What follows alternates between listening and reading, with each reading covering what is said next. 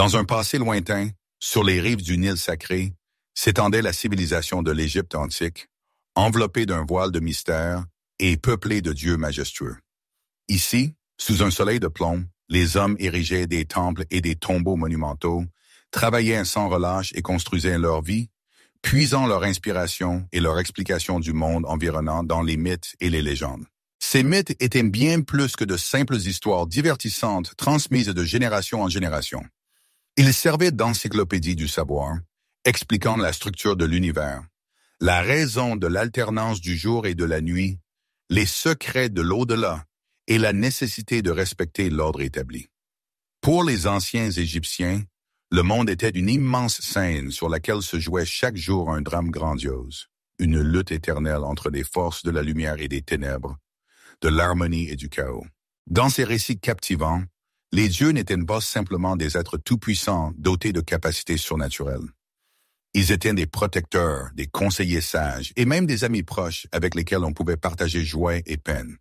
Par exemple, lorsque les Égyptiens levaient les yeux vers le soleil éclatant, ils ne voyaient pas seulement un astre céleste donnant la vie, mais Ré, le grand dieu soleil naviguant majestueusement sur l'océan céleste dans sa barque solaire étincelante.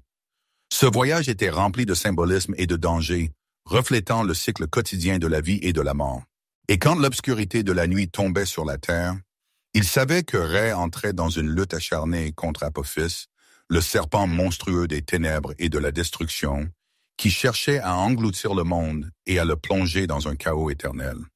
Chaque lever de soleil était une victoire de Ré, un triomphe de la lumière sur les ténèbres, donnant l'espoir d'un nouveau jour. Les mythes expliquaient non seulement les phénomènes naturels, tels que les crues du Nil dont dépendait la fertilité de la terre, mais aussi les fondements sociaux et les règles de conduite. Ils apprenaient aux gens à vivre en harmonie les uns avec les autres, à honorer les dieux et à maintenir l'ordre, connu sous le nom de Ma'at, qui était la pierre angulaire de leur vision du monde. Ma'at représentait un principe fondamental qui sous-tendait toute l'existence des anciens Égyptiens, des relations familiales à la gouvernance d'un vaste État. Ce concept imprégnait tous les aspects de leur vie, définissant leurs valeurs morales et leurs normes éthiques. Ces histoires inspiraient les Égyptiens, leur insufflaient une confiance en leur force et les aidaient à faire face aux difficultés de la vie, tout en leur offrant l'espoir d'un meilleur sort dans l'au-delà, où une vie éternelle attendait les justes. Ils se lançaient dans un voyage captivant à travers ces mythes, découvrant les dieux les plus puissants, les batailles épiques et la lutte éternelle entre la lumière et les ténèbres, le bien et le mal. Il convient maintenant de se pencher sur deux concepts clés qui étaient au cœur de la vision du monde des anciens Égyptiens. Maat et Isfet. Maat personnifiait l'ordre, l'harmonie et la vérité, incarnant l'état idéal de l'univers. Elle était comme un fil invisible, reliant solidement tous les éléments de la création, du mouvement des étoiles innombrables dans le ciel infini à la vie quotidienne de chaque personne sur Terre. Ma était le principe fondamental qui maintenait le monde dans un équilibre fragile. Sans elle, il n'y aurait ni jour succédant à la nuit, ni existence elle-même. Imaginez que le monde entier fonctionne comme un mécanisme savamment conçu, où chaque élément joue un rôle important. Les rivières transportent leurs eaux paisiblement vers la mer, le soleil se lève chaque jour, apportant chaleur et lumière, les récoltes mûrissent, assurant la nourriture des hommes, et les hommes s'entraident, créant une société harmonieuse. C'est l'incarnation de Ma. Elle impliquait que tout se déroule comme il se doit, conformément au dessein divin, et que chacun occupe la place qui lui est destinée dans ce dispositif complexe. Même les pharaons, vénérés comme des dieux vivants sur terre, étaient tenus de suivre scrupuleusement les principes de Ma et de la protéger contre les empiètements des forces du chaos. Isfet, au contraire, représentait le contraire absolu de Ma, étant l'incarnation du chaos, du désordre, du mensonge et de l'injustice. Isfet symbolisait ce que les gens craignaient le plus: la ruine, la famine, les guerres sanglantes, la chute de la civilisation et le retour du monde à son état primitif.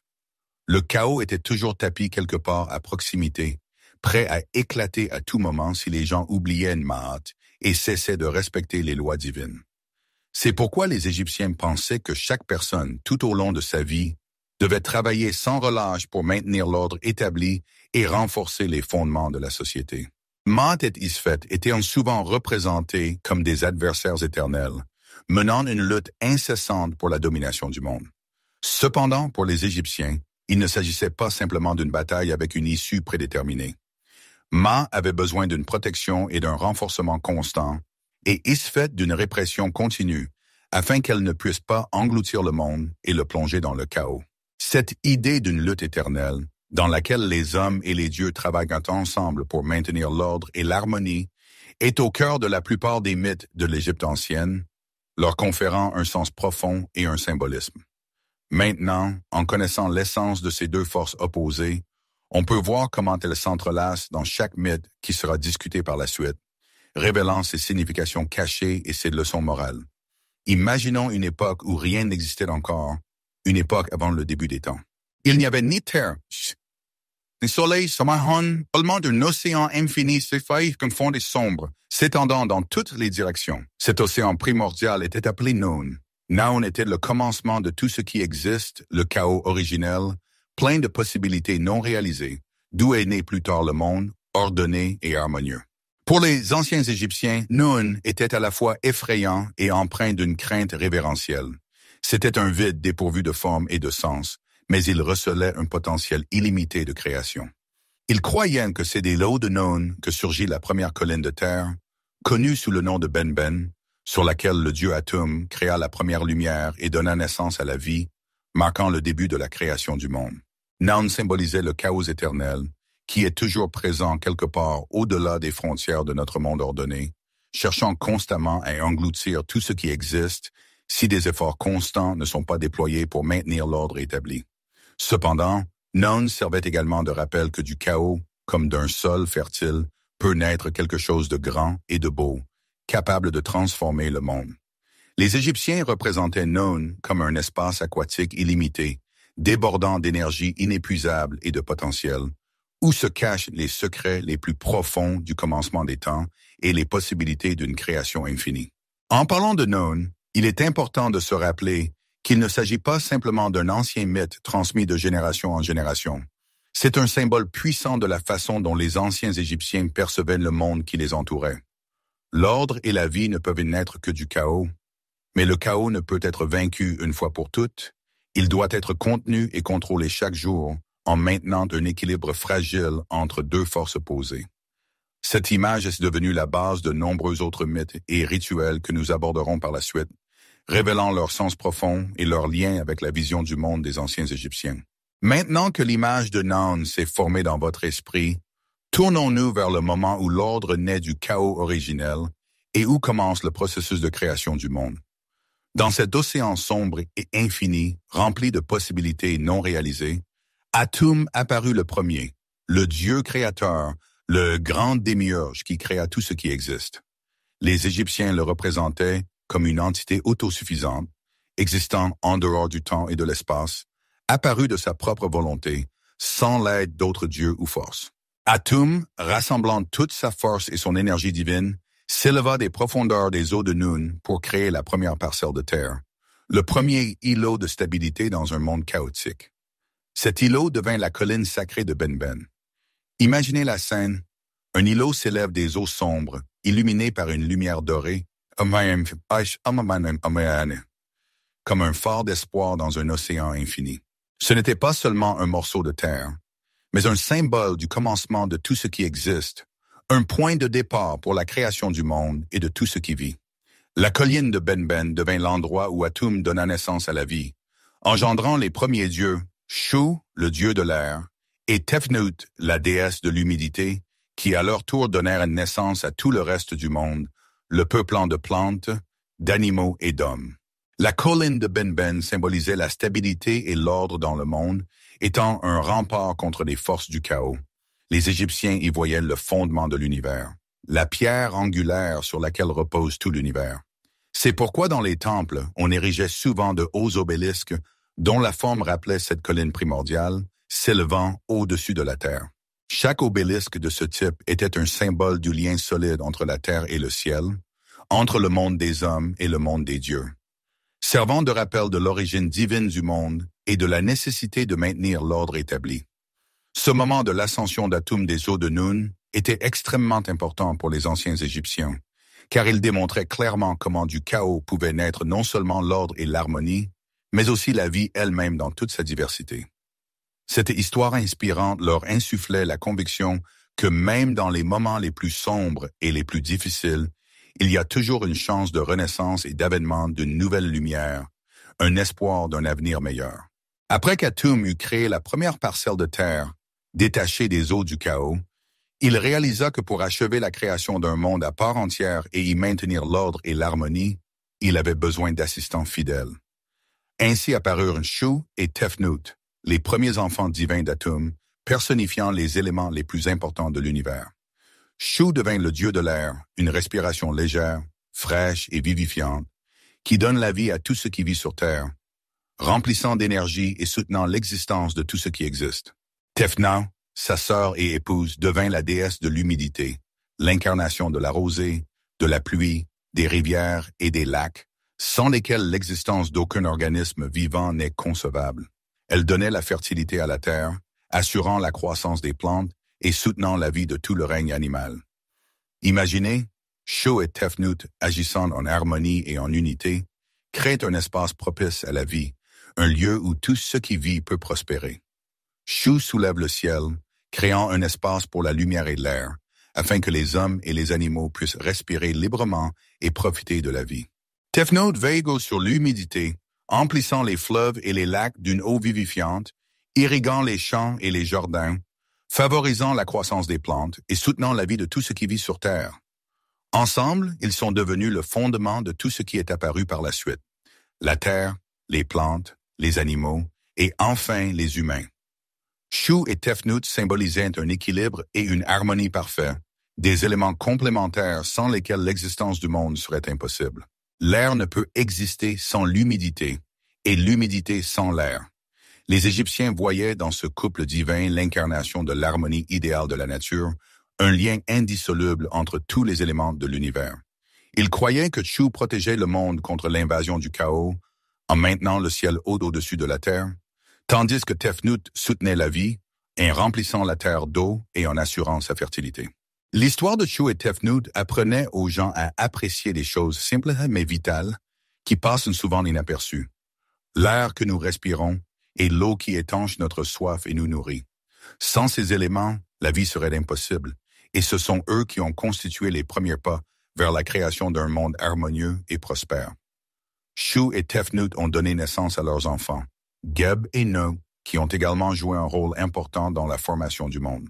Geb est devenu le dieu de la terre, l'incarnation des montagnes, des vallées, des plaines, des fleuves et des mers, tout ce qui constitue la surface de notre planète. Nut, à son tour, est devenue la déesse du ciel, s'étendant au-dessus de la terre et parsemée d'innombrables étoiles. Cependant, leur relation était bien plus complexe et profonde que de simples liens fraternels. Ils étaient follement amoureux l'un de l'autre et ne voulaient jamais se séparer, souhaitant être ensemble pour l'éternité. Geb était allongé en bas, personnifiant la terre recouverte de montagnes, de plaines et de rivières, créant une base solide pour tout ce qui vit. Nous s'étendait au-dessus de lui, formant la voûte des cieux, remplie d'étoiles scintillantes, protégeant la terre des dangers extérieurs. Mais à cause de leur amour dévorant, la terre et le ciel se sont confondus, ne laissant aucun espace entre eux, ce qui rendait impossible l'existence de la vie entre les deux. Le dieu Shu, leur père, a dû intervenir pour corriger cette situation et donner vie au monde. Il a séparé les amants, élevant Nut haute au-dessus de Geb, créant ainsi un espace entre la terre et le ciel. Cela a permis à la lumière, à l'air et à la vie, dans toute sa diversité d'apparaître, permettant aux hommes, aux animaux et aux plantes de peupler la terre et de prospérer sous la protection de la voûte céleste. Les Égyptiens croyaient que chaque jour, Nut, telle une mère attentionnée, avalait le soleil au coucher du soleil, et que chaque nuit, elle le faisait renaître, offrant au monde un nouveau jour et créant un cycle éternel d'alternance du jour et de la nuit. Cette ancienne histoire de Geb et Nut explique clairement l'organisation de l'univers, présentant la terre et le ciel comme des éléments distincts, mais inextricablement liés, chacun jouant un rôle important dans le maintien de l'harmonie et de la vie. Geb, en tant que dieu de la terre, donne vie à tout ce qui pousse et vit à sa surface, assurant la fertilité et la prospérité. Nous, en tant que déesse du ciel, protège la terre, créant une couverture étoilée au-dessus de nos têtes, la protégeant des dangers de l'espace. Cette histoire apprenait aux Égyptiens à apprécier ce qui les entoure, à voir dans chaque élément de la nature une manifestation du dessein divin et à comprendre l'interconnexion de tout ce qui existe. L'ordre que Chou a maintenu en séparant Geb et Dnout n'était pas simplement une séparation physique de la terre et du ciel, mais l'incarnation d'un principe plus profond et plus important. Maat. Les Égyptiens croyaient que l'ordre du monde commençait par le respect scrupuleux de Ma, tant au niveau des dieux qu'à celui des hommes, de chaque être vivant. Ma n'est pas simplement une notion abstraite d'ordre et de justice, mais le fondement sur lequel reposait tout le monde de l'Égypte ancienne, sa culture, sa religion et sa société. Les Égyptiens croyaient que sans Maat, il n'y aurait ni monde, ni vie, ni même la possibilité d'exister. Le chaos régnerait partout et le monde sombrerait dans les ténèbres et la destruction. Tous les phénomènes naturels, du majestueux lever du soleil à la crue bienfaisante du Nil, étaient un témoignage éclatant de l'action de Ma, une confirmation de sa puissance et de sa nécessité pour maintenir l'harmonie dans le monde. Lorsque le monde a été créé, les dieux ont établi un ordre immuable qui est devenu un guide pour tout ce qui vit, définissant les règles et les lois selon lesquelles le monde doit exister. Les pharaons, en tant qu'intermédiaires entre les dieux et les hommes, étaient considérés comme les principaux gardiens de Maat sur Terre. Leur devoir principal était de veiller à ce que l'ordre divin soit respecté scrupuleusement, que la justice triomphe et que le chaos ne puisse pas pénétrer dans le monde. Cela comprenait non seulement une gestion juste et sage de l'État, mais aussi le maintien de la paix et de l'harmonie dans tout le royaume, assurant la prospérité et le bien-être de tous ses habitants. Maat n'était pas seulement une loi cosmique régissant l'univers, mais aussi un principe moral définissant le comportement de chaque individu. Les gens devaient vivre en accord avec ces règles, dire la vérité, respecter la justice, honorer leurs semblables et les dieux, être honnêtes et miséricordieux. Même après la mort, les âmes étaient envoyées devant le tribunal d'Osiris, le dieu du monde souterrain, où leur cœur était pesé sur la balance de Maat contre une plume, symbolisant la vérité et la justice. Seules les âmes dont le cœur était léger comme une plume, dont la vie avait été vécue en accord avec les principes de Maat, pouvaient obtenir la vie éternelle dans l'au-delà. Pour les Égyptiens, Maat était omniprésente, imprégnant tous les aspects de leur vie. Elle se manifestait dans l'ordre des étoiles dans le ciel nocturne, dans le flux régulier et mesuré du Nil, dans les rituels et les fêtes soigneusement élaborés, glorifiant les dieux et maintenant l'harmonie dans le monde. Elle était l'incarnation de l'harmonie à laquelle chaque personne devait aspirer dans sa vie, maintenant l'équilibre et l'ordre dans toutes ses actions et relations. Le maintien de Maat n'était pas seulement la tâche des dieux et des pharaons, mais aussi le devoir de chaque Égyptien, de chaque membre de la société, qui devait contribuer au maintien de l'harmonie et de la justice dans le monde. Maintenant que nous avons examiné les bases de l'ordre et du chaos, penchons-nous sur l'une des figures les plus majestueuses et vénérées de la mythologie égyptienne, Ra, le dieu du soleil. Ra était le dieu du soleil, la source de lumière et de vie, donnant chaleur et énergie à tout ce qui vit sur Terre. Chaque jour, il commençait son grand voyage à travers la voûte céleste, illuminant le monde de son éclat et le protégeant des forces du chaos et des ténèbres. On croyait que Ra effectuait son voyage quotidien sur 2 barques, chacune symbolisant une période de temps spécifique et ayant sa propre fonction. Le matin, à l'aube, il montait sur sa barque de jour, Menjet, étincelante et majestueuse. Cette barque était brillante, dorée, et ses voiles reflétaient la lumière vive sur la terre, apportant chaleur, vie et réveil à tout ce qui vit. Au fur et à mesure que le jour approchait du soir et que le soleil commençait à décliner vers le coucher, Ra montait sur sa barque de nuit, Mezektet, se préparant à son voyage dans le monde souterrain. Cette barque était plus sombre et mystérieuse, avec de puissantes rames, prêtes à se frayer un chemin à travers les ténèbres et les dangers du monde souterrain.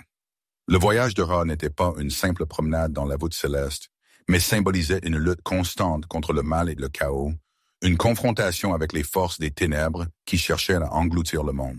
La nuit, lorsque Ra se trouvait dans le monde souterrain, connu sous le nom de Doad, il rencontrait à chaque fois son ennemi principal et irréconciliable. Apophis, un serpent géant, personnifiant le chaos et les ténèbres, qui tentait d'engloutir le soleil et de plonger à jamais le monde dans les ténèbres et la destruction. Mais Ra, armé de magie divine et du soutien des autres dieux, remportait toujours la victoire sur Apophis afin d'éclairer à nouveau le monde de sa lumière le matin, donnant l'espoir d'un nouveau jour. Le voyage quotidien de Ra rappelait aux Égyptiens que la vie est une succession d'épreuves et de difficultés, mais qu'il y a toujours l'espoir d'un nouveau jour, d'une victoire de la lumière sur les ténèbres. Cette histoire les encourageait à lutter contre les difficultés, à croire en la force de la lumière et de l'harmonie, que Ra symbolisait, et à ne jamais perdre espoir, même dans les moments les plus sombres.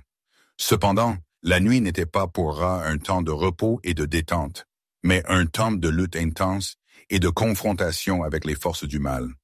Lorsque le soleil se cachait derrière l'horizon et que Ra commençait son voyage sur la barque de nuit Mesekted, il entrait dans le monde souterrain, le doigt rempli de mystères et de dangers. C'est là que se déroulait sa grande bataille avec Apophis, le serpent du chaos et des ténèbres, qui cherchait à détruire Ra et à plonger le monde dans une nuit éternelle. Apophis était une créature géante et terrible, dotée d'une force incroyable et capable d'engloutir la lumière elle-même, privant le monde de tout espoir de renaissance. Chaque nuit, Apophis attendait la barque de Ra dans les coins les plus sombres du monde souterrain, essayant d'arrêter son mouvement et d'empêcher Ra d'accomplir sa mission.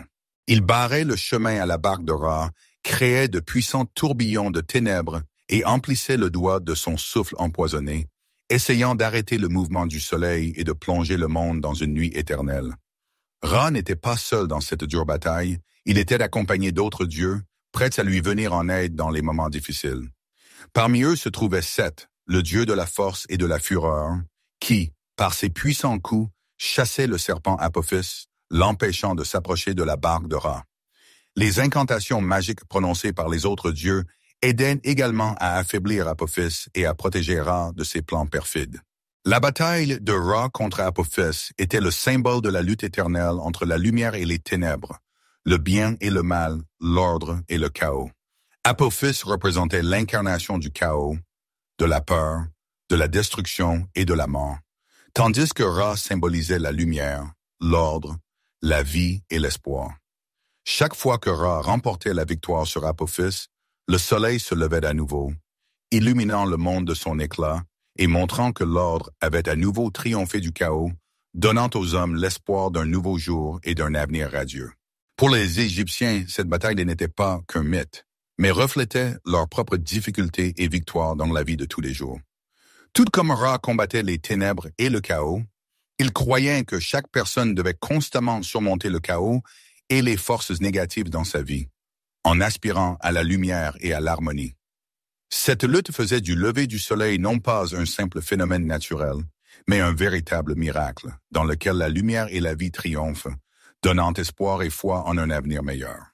Après avoir découvert Ra et sa bataille quotidienne pour la lumière et de la vie, passons à une autre histoire importante et tragique, qui occupe une place particulière dans la mythologie égyptienne, l'histoire des dieux Osiris, Isis et Seth.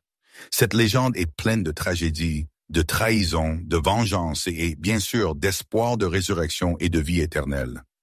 Osiris était un dirigeant sage et juste de l'Égypte, aimé de son peuple. Il enseigna aux hommes l'agriculture, l'artisanat et les lois, les aidant à vivre en harmonie avec Maat, dans la paix et la prospérité. Son règne fut considéré comme un âge d'or pour l'Égypte, et le peuple aimait et vénérait sincèrement son roi Dieu, voyant en lui l'incarnation de la sagesse, de la justice et du bien. Mais Osiris avait un frère, Seth, qui était jaloux de son succès, de son pouvoir et de l'amour universel que lui portait le peuple. Seth était l'incarnation du chaos, de l'envie, de la méchanceté et de la destruction. Il ne pouvait supporter qu'Osiris soit si vénéré et aimé, et il conçut un plan perfide pour se débarrasser de son frère et s'emparer du pouvoir en Égypte.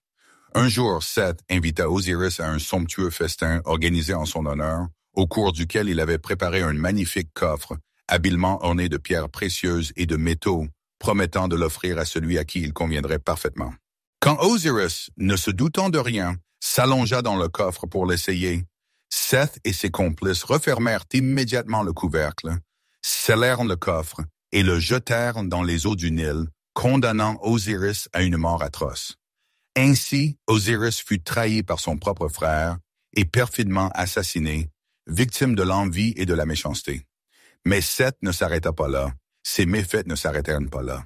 Dans sa folle colère et son insatiable soif de détruire son frère, il s'en prit cruellement à son corps, le découpant en de nombreux morceaux et les dispersant sur toute la terre, afin que personne ne puisse le trouver et le ramener à la vie. Seth espérait ainsi se débarrasser à jamais d'Osiris et de son influence, mais il sous-estima la force de l'amour et de la dévotion. Mais Isis, la fidèle et aimante épouse d'Osiris, ne pouvait se résoudre à sa mort et ne voulait pas croire que son mari bien-aimé avait quitté ce monde pour toujours. Elle était déterminée à le ramener à la vie et à rétablir la justice en vengeant son perfide assassinat. Elle a entrepris un long et périlleux voyage à travers toute l'Égypte pour retrouver tous les morceaux du corps de son mari dispersés sur la terre par Seth. Il s'en a dispersé sur la Benhomen. Parcourant les villages et les villes, Isis demandait patiemment aux gens s'ils avaient vu quelque chose d'inhabituel, s'ils avaient trouvé des fragments de corps, et sa magie divine l'aidait à trouver même les endroits les plus reculés où Seth avait caché les parties du corps d'Osiris, espérant qu'elle ne serait jamais retrouvée. Quand Isis eut enfin rassemblé toutes les parties du corps d'Osiris, elle utilisa ses puissants sorts et l'aide de sa sœur Nephthys, également dévouée à Osiris, pour accomplir un rituel sacré afin de le ramener à la vie. Elle prononça des paroles magiques dotées d'une force incroyable qui insufflèrent la vie au corps d'Osiris, lui permettant de revenir à la vie, même si ce n'était pas sous sa forme habituelle. Osiris devint le dieu du monde souterrain, le souverain du royaume des morts, le juge des défunts, décidant de leur sort futur, et continua son existence sous une forme nouvelle, plus puissante, dirigeant l'au-delà et déterminant le destin de chaque homme. Isis non seulement ramena Osiris à la vie, mais elle protégea également son héritage, assurant la continuation de sa lignée. Elle conçut de lui un fils, Horus, qui, une fois adulte, devait venger la mort de son père et rétablir la justice en récupérant le trône légitime de l'Égypte. Après qu'Isis eut ramené Osiris à la vie et conçu un fils de lui, Horus vint au monde, destiné à jouer un rôle clé dans le rétablissement de la justice et de l'ordre dans le monde. Sa naissance devint un symbole d'espoir, de renaissance et de restauration de la justice, annonçant la fin du règne du chaos et des ténèbres. Mais le chemin d'Horus n'était pas facile et était plein de dangers, car il était né dans un monde où régnait encore son oncle Seth, le perfide assassin d'Osiris, qui n'avait pas l'intention de céder le pouvoir sans combattre. Isis, comprenant la menace qui pesait sur son fils, cacha Horus dans un endroit isolé et sûr, loin du méchant et vengeur Seth, qui pourrait tenter de le tuer pour empêcher son ascension sur le trône. Elle éleva Horus en secret, le protégeant grâce à sa puissante magie et à sa sagesse, le préparant à la future lutte pour le pouvoir. Quand Horus devint adulte et fort, il apprit de la vérité sur la mort de son père et réalisa que son devoir était de venger sa mort et de récupérer le trône d'Égypte, qui lui appartenait de droit. Horus et Seth entamèrent une longue et acharnée lutte pour le pouvoir, qui détermina le destin de l'Égypte. Leur affrontement dura de nombreuses années et comporta de nombreuses épreuves, des tests de force, de sagesse et de justice. Par exemple, un mythe raconte que les dieux organisèrent un concours pour déterminer lequel d'entre eux était digne de gouverner l'Égypte, lequel était le plus sage, le plus fort et le plus juste. Horus et Seth se transformaient en différents animaux, démontrant leur force et leur agilité, se battaient dans l'eau, organisaient des courses de chars et se battaient même dans le ciel, prouvant leur supériorité l'un sur l'autre. L'un des épisodes les plus célèbres et les plus dramatiques de leur affrontement fut la bataille au cours de laquelle Seth arracha l'œil d'Horus, le privant d'une partie de sa vue. Mais même cela ne brisa pas la volonté d'Horus et ne le fit pas renoncer à son objectif. Son œil fut miraculeusement guéri par le dieu Thoth, dieu de la sagesse, de la connaissance et de la magie, qui lui rendit la vue et lui conféra une force encore plus grande. Cet œil guéri, connu sous le nom d'œil d'Horus ou Udjat, devint un puissant symbole de protection, de guérison, de restauration et de victoire sur le mal, que les Égyptiens utilisaient comme amulette pour se protéger des malheurs et des maladies. Finalement, la justice triompha et Horus remporta une victoire tant attendue sur Seth prouvant son droit au trône d'Égypte. Avec l'aide d'autres dieux, dont Ré, le dieu du soleil, et Tho, le dieu de la sagesse, il réussit à renverser Seth et à rétablir la justice, ramenant la paix et l'ordre en Égypte. Horus occupa le trône légitime d'Égypte, devenant le nouveau roi, l'incarnation de Maat, de la justice, de la sagesse et du pouvoir divin. Sa victoire signifiait le triomphe de la lumière, de l'ordre, de la vie et du bien sur le chaos, les ténèbres, la destruction et le mal, symbolisant l'espoir d'un avenir meilleur. La lutte d'Horus contre Seth devint pour les Égyptiens un symbole du fait que le mal peut être vaincu si l'on fait preuve de courage, de foi en ses propres forces, de persévérance et d'un dévouement inébranlable à ses principes. Cette histoire les incitait à lutter contre les difficultés, à surmonter les obstacles et à défendre Maat dans leur vie quotidienne, en recherchant l'harmonie et la justice. Quand Osiris fut ressuscité par Isis grâce à la magie, il ne put revenir pleinement à la vie parmi les vivants, restant lié au monde souterrain. Au lieu de cela, il devint le dieu du monde souterrain, le Dua, le royaume mystérieux des morts, où les âmes des défunts passaient par des épreuves et se préparaient à la vie éternelle. Cette transformation fit d'Osiris le symbole le plus important de la vie après la mort, de l'espoir de la renaissance et de l'immortalité. Pour les anciens Égyptiens, le Dua n'était pas simplement un lieu sombre et effrayant, plein de dangers, mais une étape transitoire où l'âme était purifiée de ses péchés et se préparait à la vie éternelle dans un autre monde. Osiris devint le souverain de ce royaume où il jugeait les défunts, déterminant leur sort futur dans l'au-delà. Son jugement était fondé sur les principes stricts de Maat, de la justice, de l'honnêteté et de l'impartialité. L'âme du défunt se présentait devant Osiris et son cœur était pesé sur une balance. D'un côté, on plaçait le cœur, symbole des sentiments, des pensées et des actions de la personne, et de l'autre, la plume de Maat, symbole de la vérité, de la justice et de l'ordre divin. Si le cœur était léger, exempt de péché et de mauvaises pensées, l'âme était envoyée au paradis, Aaru, un monde magnifique et fertile, où l'attendait une vie éternelle dans la béatitude et l'harmonie. Si en revanche, le cœur était alourdi par les péchés, la méchanceté et l'injustice, il était dévoré par Ammut, un monstre terrible à tête de crocodile, à avant-train de lion et à arrière-train d'hippopotame, privant l'âme de tout espoir de salut. Osiris symbolisait l'espoir et la renaissance, donnant la foi en la vie éternelle après la mort. Son rôle de juge et de souverain du Dua montrait aux Égyptiens que la mort n'est pas une fin, mais seulement une transition vers une nouvelle vie éternelle dans l'au-delà. Pour mériter cette vie éternelle, il fallait vivre en accord avec les lois de Maat, être juste, honnête, miséricordieux et respecter les dieux, en observant leurs commandements. De plus, Osiris était l'incarnation du cycle éternel de la nature, de la mort et de la renaissance, symbolisant l'alternance des saisons, les semailles et les récoltes, et la vie après la mort. Sa renaissance était étroitement liée au cru annuel du Nil, qui apportait la fertilité et l'eau vivifiante aux champs, donnant vie à toute l'Égypte, assurant des récoltes abondantes et la prospérité. Ainsi, Osiris devint non seulement le dieu des morts, le souverain du monde souterrain, mais aussi un symbole de renaissance, de la force éternelle de la nature et de l'ordre mondial inébranlable, donnant l'espoir d'un avenir meilleur. L'histoire d'Osiris incitait les Égyptiens à croire que même après les épreuves, les pertes et les tragédies les plus difficiles, il est possible de trouver la lumière au bout du tunnel et de retrouver un nouvel espoir de renaissance et de vie éternelle. Son exemple leur apprenait à se préparer à la vie après la mort, à voir dans la mort non pas la fin de l'existence, mais seulement une transition vers une nouvelle phase du chemin remplie de possibilités et d'épreuves. Quand une personne mourait, son âme commençait son long et périlleux voyage vers le Dua, le monde souterrain mystérieux où elle devait traverser diverses épreuves et se préparer au jugement d'Osiris, qui déterminerait son sort futur.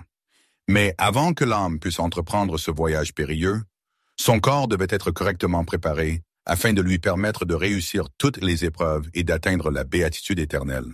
C'est ici que le dieu Anubis, le protecteur des morts, le gardien des nécropoles et le maître de l'embaumement, jouait un rôle clé, aidant les âmes des défunts à passer en toute sécurité dans l'au-delà. Anubis était traditionnellement représenté comme un homme à tête de chacal, ce qui symbolisait son lien étroit avec le monde souterrain, sa connaissance des mystères de la mort et sa capacité à protéger les âmes des défunts contre les dangers. Il protégeait les âmes des défunts contre les forces du mal et les aidait à traverser en toute sécurité le processus complexe et périlleux de passage dans l'au-delà, assurant ainsi leur voyage réussi vers l'éternité. Anubis supervisait personnellement le processus d'embaumement, veillant attentivement à ce que toutes les étapes soient effectuées correctement et que le corps soit conservé dans le meilleur état possible pour la vie éternelle. Les Égyptiens croyaient que l'âme ne pourrait pas atteindre le Duat et passer le jugement d'Osiris avec succès si le corps n'était pas correctement préparé, si tous les rituels et procédures nécessaires n'étaient pas respectés. Le processus d'embaumement était complexe, long et rempli d'un symbolisme profond, chaque étape ayant sa propre signification. Pour commencer, on retirait tous les organes internes du défunt, à l'exception du cœur, afin d'empêcher leur décomposition et de conserver le corps dans le meilleur état possible. Le cœur était laissé intact, car les Égyptiens croyaient qu'il était indispensable au jugement d'Osiris, puisqu'il contenait toutes les informations sur la vie de la personne, ses pensées, ses sentiments et ses actes. Les organes extraits étaient placés dans des récipients spéciaux, appelés vases canopes, qui les protégeaient grâce à la magie et étaient gardés par des dieux protecteurs. Ensuite, le corps était soigneusement traité avec des huiles, des résines et des encens spéciaux, afin de le préserver de la décomposition et de le conserver pendant de nombreuses années. Après cela, le corps était enveloppé dans des centaines de bandes de lin, créant ainsi une momie, censée protéger le corps du temps et de la décomposition, lui assurant la possibilité d'une existence éternelle. Une fois achevé le processus complexe d'embaumement, la famille du défunt accomplissait divers rituels et priait les dieux, leur demandant d'accueillir l'âme du défunt dans le Duat et de lui accorder la vie éternelle dans l'au-delà. Un élément important de la préparation à la vie après la mort consistait à fournir au défunt tous les objets nécessaires dont il pourrait avoir besoin dans sa nouvelle vie.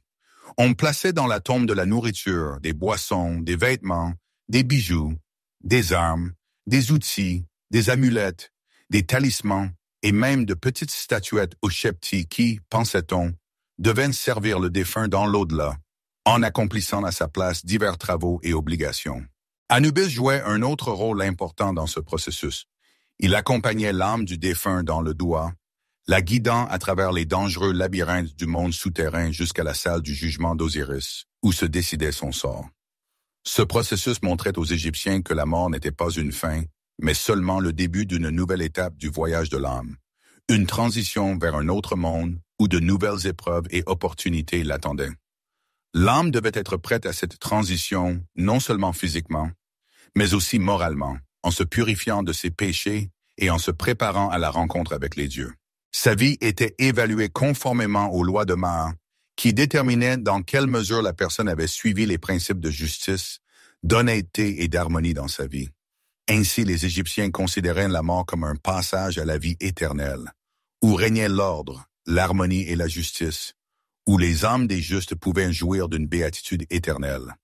Lorsque l'âme atteignait la salle du jugement d'Osiris, elle était confrontée à l'épreuve la plus importante et la plus décisive, la pesée du cœur sur la balance de Maat qui déterminait son destin. Ce rituel était un moment déterminant, le point culminant de tout le voyage de l'âme dans l'au-delà. Si le cœur du défunt était léger comme une plume, cela signifiait que la personne avait vécu conformément aux lois de Maat, qu'elle avait été honnête, juste et miséricordieuse, et que son âme était digne de la vie éternelle au paradis.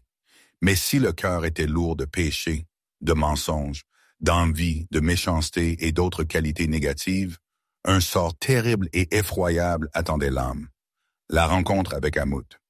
Ammut, connue comme la dévoreuse d'âmes, était une créature lugubre et terrifiante, avec un corps de lion, une tête de crocodile et l'arrière-train d'un hippopotame, symbolisant tous les aspects les plus dangereux et les plus cruels du monde animal.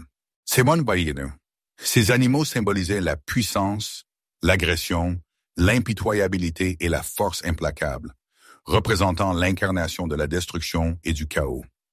Ammut était assise au pied de la balance de Maat, attendant de dévorer les cœurs de ceux qui n'avaient pas réussi l'épreuve, dont les âmes étaient jugées indignes de la vie éternelle.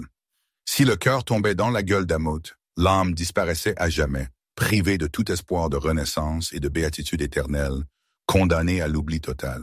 Pour les Égyptiens, c'était la plus grande peur, la punition la plus terrible. Être oublié, effacé de la mémoire et disparaître du monde, privé de toute possibilité de continuer à exister sous quelque forme que ce soit. La rencontre avec Amot symbolisait la punition absolue et définitive pour avoir violé les lois de Ma, pour une vie vécue dans le péché et l'injustice. C'est pourquoi les Égyptiens s'efforçaient de vivre honnêtement, justement et conformément aux commandements divins, afin d'éviter ce sort terrible et de s'assurer une vie éternelle au paradis. L'image d'Amot servait également de rappel constant de l'importance de la morale, de l'éthique et de la justice, de la nécessité de respecter les lois divines et de vivre conformément aux principes de Ma. Elle n'était pas simplement un monstre lugubre, effrayant par son apparence, mais l'incarnation de la responsabilité inévitable de ses actes, le symbole que chaque personne devra répondre de ses actions devant les dieux. L'idée même de son existence contribuait à maintenir l'ordre dans la société et inspirait la crainte de violer les lois de Ma, incitant les gens à réfléchir aux conséquences de leurs actions. Ainsi, Amot occupait une place essentielle dans la mythologie égyptienne, jouant un rôle important dans le maintien des normes morales et éthiques, rappelant que chaque choix a des conséquences, et que seuls ceux qui suivent le chemin de la vérité, de la justice et de l'harmonie peuvent trouver la vie éternelle dans la béatitude et la paix. Pour ceux qui réussissaient l'épreuve du jugement d'Osiris, dont les cœurs s'avéraient légers et exempts de péché, les portes du paradis s'ouvraient. Aaru, également connu sous le nom de chambre de roseaux, un monde magnifique et fertile où les âmes pouvaient jouir d'une paix, d'une abondance et d'une béatitude éternelle.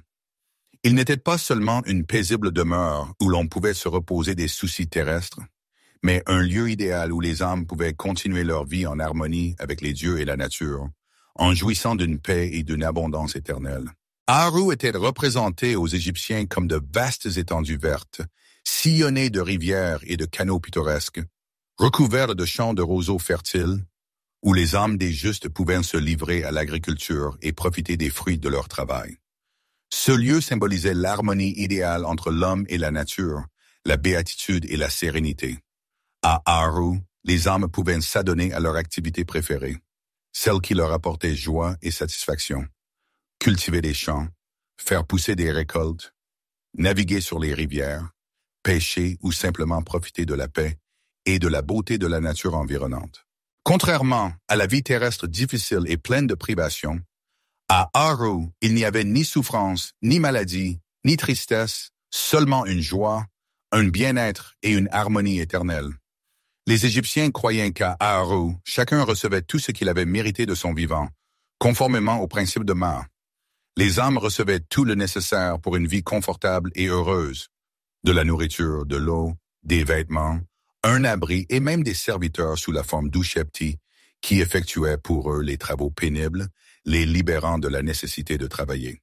C'était la récompense méritée pour une vie honnête, juste et vertueuse, vécue conformément aux lois de Ma, pour le respect des commandements divins et le suivi du chemin de la vérité. Aaru symbolisait également l'idée du cycle éternel de la nature, de la mort et de la renaissance, du changement des saisons et du renouvellement infini de la vie. Comme le Nil apportant la fertilité et la vie à la terre égyptienne, Aaru accordait une vie nouvelle et éternelle à ceux qui avaient réussi toutes les épreuves et prouvé leur valeur devant les dieux.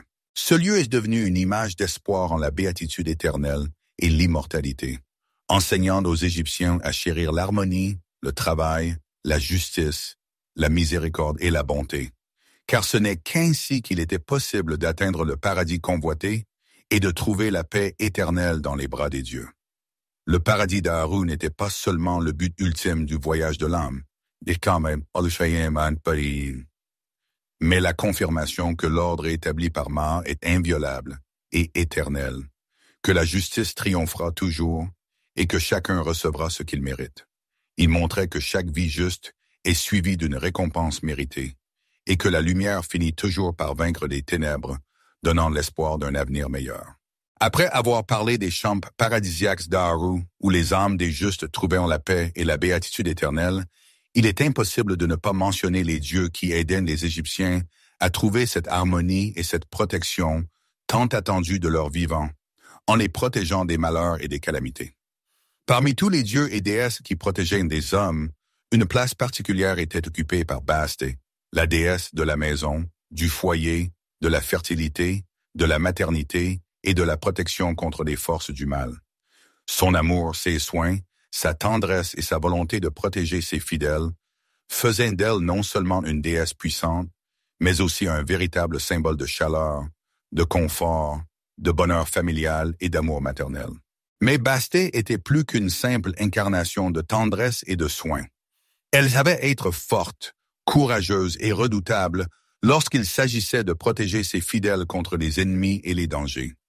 Les histoires à son sujet rappelaient aux gens que les soins et la force, la tendresse et la rage pouvaient aller de pair, que le véritable amour pouvait être non seulement tendre et attentionné, mais aussi capable de protection et de sacrifice de soi. Découvrons ensemble cette déesse étonnante, son caractère, ses fonctions et son rôle dans la mythologie égyptienne. Bastet était l'une des déesses les plus bonnes, les plus aimées et les plus vénérées de l'Égypte ancienne, jouissant d'une immense popularité auprès de la population. Elle était souvent représentée avec une tête de chat, et parfois même sous la forme d'un chat. Et ce n'était pas un hasard, car les chats jouaient un rôle particulier dans la vie des anciens Égyptiens. Pour les Égyptiens, les chats symbolisaient la grâce, la beauté, l'agilité, l'indépendance, la protection contre les mauvais esprits et la fertilité, étant associés au confort du foyer et aux soins maternels. Les chats protégeaient les maisons contre les rongeurs, les serpents et autres parasites, assurant la conservation des réserves de nourriture, et Bastet elle-même, comme le croyaient les gens, les protégeait contre les mauvais esprits, les malédictions et la sorcellerie, apportant à la maison confort, harmonie, joie et bien-être. On l'aimait et la vénérait pour sa tendresse, ses soins, sa beauté et son amour maternel. Mais en même temps, on savait qu'elle pouvait aussi être guerrière, impitoyable et redoutable lorsqu'il s'agissait de protéger ses fidèles contre les ennemis et les dangers. L'une des légendes les plus connues et les plus captivantes raconte comment Bastet a sauvé le monde du serpent du chaos Apophis, qui essayait chaque nuit de détruire le dieu soleil Ra et de plonger le monde dans les ténèbres éternelles. Apophis, comme toujours, attendait la barque solaire de Ra dans les coins les plus sombres du monde souterrain, se préparant à l'attaquer et à engloutir la lumière, plongeant le monde dans le chaos et le désespoir. Mais Unwit Bastet, rempli de la détermination de protéger le monde du mal, décida de s'y opposer. Elle se transforma en un chat énorme et féroce. Ses yeux brillaient comme deux soleils, rayonnant une lumière vive, et ses griffes étincelaient comme des lames d'épée acérées, prêtes à mettre l'ennemi en pièces. Quand Apophis s'approcha de la barque de Ra, Bastet poussa un cri retentissant qui résonna dans tout le monde souterrain, effrayant le serpent et le faisant reculer. Elle sauta rapidement sur lui, portant des coups dévastateurs avec ses griffes acérées, déchirant ses écailles et le privant de ses forces jusqu'à ce qu'Apophis, affaibli et effrayé, se retire, incapable de réaliser son plan sinistre. Grâce à son courage et à sa bravoure, Ra put poursuivre son voyage à travers la voûte céleste, et le soleil se leva à nouveau, illuminant la terre de sa chaleur et de sa lumière, offrant l'espoir d'un nouveau jour et de la victoire du bien sur le mal. Ce mythe enseignait aux Égyptiens que même face au plus grand chaos et aux dangers les plus terribles, on peut trouver en soi la force de lutter pour la justice et de protéger ce que l'on aime. Mais Bastet n'était pas seulement une protectrice contre les ténèbres et le chaos. Elle veillait également sur les femmes et les enfants, aidait pendant l'accouchement, soulageant les souffrances des parturientes, et protégeait les nourrissons contre les maladies, les mauvais esprits et autres dangers. De nombreux récits racontent comment elle protégeait des familles entières contre les forces du mal, les préservant des maladies, de la pauvreté et du malheur, leur offrant la paix, l'amour et la prospérité. L'un de ces mythes raconte que des esprits maléfiques tentèrent de pénétrer dans une maison pour nuire à ses habitants, mais Bastet apparut sous la forme d'un chat grand et menaçant, chassa les mauvais esprits et sauva la famille d'une mort imminente. C'est pourquoi les femmes portaient souvent des amulettes à son effigie, croyant qu'elle leur apporterait le bonheur dans ce mariage, des enfants en bonne santé et une protection contre les forces du mal. Bastet était également étroitement liée à la joie, à la gaieté et aux fêtes, étant la déesse de la musique, de la danse et des plaisirs. Des processions joyeuses et colorées étaient organisées en son honneur, au cours desquelles les gens chantaient, dansaient, jouaient d'instruments de musique et apportaient à la déesse de généreuses offrandes, la remerciant pour sa protection et sa bienveillance. Une ancienne légende raconte qu'à une époque difficile, lorsque les gens commencèrent à perdre espoir et à oublier les joies de la vie, Bastet vint à eux pour leur rendre le bonheur et la foi en un avenir meilleur.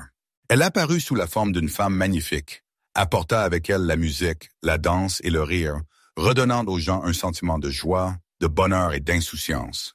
Son exemple leur rappela que même dans les moments les plus difficiles, il ne faut pas oublier les joies de la vie, l'amour, l'amitié et la beauté qui nous entourent partout, qu'il faut savoir trouver une raison de se réjouir et rester optimiste.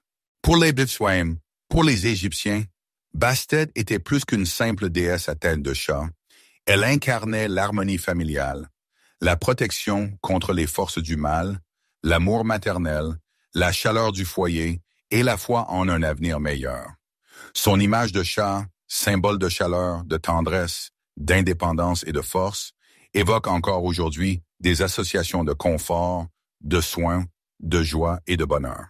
Les histoires de Bastet incitaient les gens à être bons, miséricordieux, attentionnés, aimants et à trouver en eux la force de protéger ce qui leur est cher, que ce soit leur famille, leurs amis, leur maison ou le monde dans lequel ils vivent.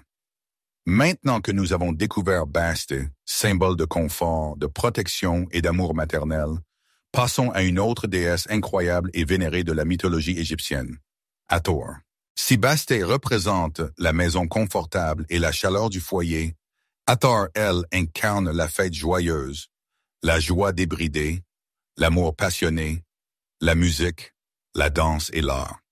Ces histoires sont remplies de lumière, de rire, de musique, de danse, de gaieté et même de ruse, qui l'aident à sauver le monde de la destruction et à ramener l'harmonie dans le cœur des gens. Préparez-vous à faire la connaissance d'une déesse qui savait non seulement organiser de somptueuses festivités et profiter de la vie, mais aussi rétablir l'harmonie et la sérénité lorsque cela était de plus nécessaire, faisant preuve de sagesse, de compassion et de volonté d'aider. Hathor était toujours représenté avec un sourire bienveillant et des oreilles de vache, ce qui soulignait son lien étroit avec la maternité, le soin, l'amour et l'abondance, symbolisant sa générosité et sa volonté d'apporter de la joie à tous ceux qui en avaient besoin. Elle était la déesse de la joie, de la gaieté, de l'amour, de la beauté, de la musique, de la danse, de la fertilité, de la maternité, de l'art et la protectrice des femmes. On l'appelait aussi la demeure d'Horus, car elle était la nourrice et la protectrice du jeune dieu Horus, incarnant l'amour inconditionnel, le soin, le soutien et la protection qu'une mère apporte à son enfant. Dans l'Égypte ancienne, Hathor était le symbole de tout ce qui était lumineux, beau, joyeux et inspirant, tout ce qui donne un sens à la vie, la remplissant de sens et de bonheur. L'une des histoires les plus célèbres et les plus édifiantes sur Hathor est celle de son sauvetage de l'humanité contre la colère des dieux, démontrant sa sagesse, sa compassion et sa volonté de se sacrifier pour le bien des autres. Imaginez, le dieu soleil Ra, fatigué des péchés et des vices des hommes, se mit en colère contre eux et envoya sa fille, la déesse de la fureur, de la guerre et de la destruction, Sekhmet, pour les punir de leur désobéissance et les ramener sur le droit chemin. Mais Sekhmet, saisi d'une fureur débridée, s'emporta trop dans la punition des hommes. Sa colère était si forte et incontrôlable qu'elle commença à tout détruire autour d'elle, n'épargnant personne ni rien. La terre tremblait littéralement sous ses pieds, les villes se transformaient en ruines, et les rivières sortaient de leurs lits, inondant tout autour. Ra réalisa la terrible erreur qu'il avait commise en cédant à la colère, et comprit que si Sekhmet n'était pas arrêté, le monde périrait, et toutes ses créations seraient détruites. C'est alors qu'Hathor, la déesse de l'amour, de la beauté, de la joie et de la miséricorde, vint à la rescousse. Faisant preuve de sagesse et de compassion, elle imagina un plan ingénieux pour arrêter Sekhmet et sauver l'humanité de la destruction. Hathor prit une énorme quantité de vin rouge, le colora de manière à ce qu'il ressemble à du sang, et l'offrit à Sekhmet, assoiffé de vengeance et de destruction. Sekhmet, voyant le sang, but avidement tout le vin, le prenant pour le sang de ses victimes. Elle s'enivra, se calma et s'endormit, oubliant sa fureur et son désir de vengeance. Les destructions cessèrent, la colère de Sekhmet s'apaisa, et l'humanité fut sauvée d'une mort imminente grâce à la sagesse et à la miséricorde d'Hathor.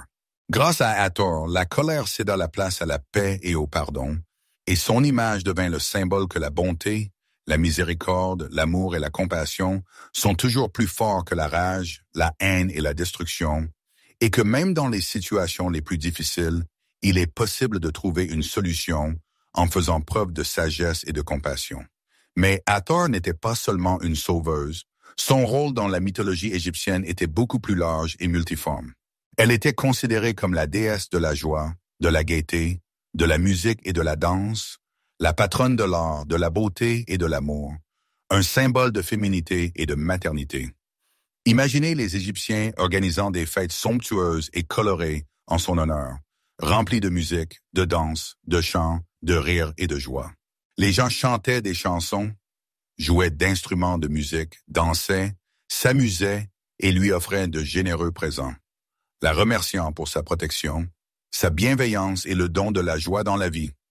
On dit que ces chants et ces danses ont plus d'une fois rendu la joie et l'espoir même aux dieux, fatigués des soucis et des batailles, leur rappelant combien il est important de profiter de la vie, de trouver l'harmonie en soi et dans le monde qui nous entoure, d'apprécier la beauté de l'amour. Hathor était également considérée comme la protectrice des femmes, de la maternité et de la famille, les protégeant du mal et des malheurs. Les femmes égyptiennes portaient des amulettes à son effigie, croyant qu'elle les protégerait dans les moments difficiles de la vie, leur apporterait le bonheur dans le mariage, des enfants en bonne santé, l'amour, l'harmonie et la prospérité dans la maison. Elle était toujours à leur côté lorsque les enfants naissaient, lorsqu'une nouvelle vie commençait, lorsqu'il fallait maintenir l'harmonie dans la famille, les aidant à surmonter des difficultés et à trouver de la joie dans chaque jour. Les histoires d'Hathor incitaient les Égyptiens à se souvenir que même dans les moments les plus sombres, on peut toujours trouver la lumière, l'espoir et une raison de se réjouir. Il suffit de croire au miracle et de ne pas perdre l'optimisme. Elle leur apprenait à être bons, miséricordieux, joyeux, aimants, et à se souvenir que l'amour, la joie, la musique, la danse et l'art sont capables de créer de véritables miracles, transformant le monde et le rendant meilleur. Car un monde où résonne la musique, où il y a de la place pour le sourire, et où l'amour est plus fort que la colère, est un monde dans lequel on a envie de vivre, de créer et de construire, en profitant de chaque instant. Maintenant que nous avons découvert Hathor, la déesse de la joie, de l'amour, de la beauté, de l'harmonie et la protectrice des femmes, il convient de se tourner vers un autre dieu tout aussi important et vénéré de la mythologie égyptienne. Thoth, le gardien de la sagesse et du savoir. Si Hathor était un symbole de gaieté, de fête et de sentiment, Thoth incarnait la sagesse, l'intelligence, le savoir, l'écriture, la magie, la science, le temps et l'ordre, étant le patron des savants, des scribes, des magiciens et de tous ceux qui aspiraient à la connaissance du monde. Ces histoires sont pleines d'ingéniosité, de logique, de résolution de problèmes complexes et de création de fondations qui ont contribué à maintenir l'ordre et l'harmonie dans le monde, assurant sa stabilité et sa prospérité. Découvrons ensemble ce Dieu étonnant, qui était le gardien de la raison, de l'ingéniosité, du savoir et de la magie, donnant aux hommes la possibilité de connaître le monde et de se développer. Thoth était le Dieu de la sagesse, du savoir, de l'écriture, du calcul, du temps, de la magie et le patron des sciences, l'un des dieux les plus importants et les plus vénérés du panthéon égyptien. On le représentait souvent avec une tête d'ibis, un oiseau symbolisant la sagesse, le discernement, l'intelligence, le savoir et la capacité de voir ce qui est caché. Il était non seulement l'inventeur de l'écriture, donnant aux hommes la possibilité de conserver et de transmettre leur savoir de génération en génération, mais aussi le gardien du savoir, le juge dans les conflits, le conseiller des dieux, le protecteur des savants, des scribes, des magiciens, et de tous ceux qui cherchaient des réponses aux questions complexes et aspiraient à la connaissance du monde. Thoth était celui qui trouvait l'équilibre et le compromis lorsque le monde avait besoin d'harmonie, réglant les différends entre les dieux et rétablissant l'ordre.